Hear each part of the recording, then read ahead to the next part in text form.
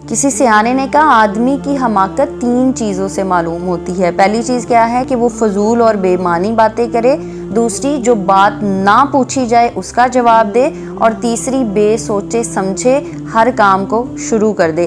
اچھا، یہ جو تینوں چیزیں ہیں اپنے بچوں میں ہمیں چیک کرنی ہے کہ کیا ان کے اندر یہ چیزیں تو نہیں ہیں، اور ہمیں ان کو ڈیویلپ کرنا ہے۔ بہت سارے بچے ہیں بے تکی بے فضول باتیں کرتے رہیں گے، اپنا جو امیج ہے وہ لو کرتے جائیں گے۔ کچھ ایسے بچے ہیں بات کسی سے پوچھ رہے ہیں جواب وہ دے رہے ہوتے ہیں۔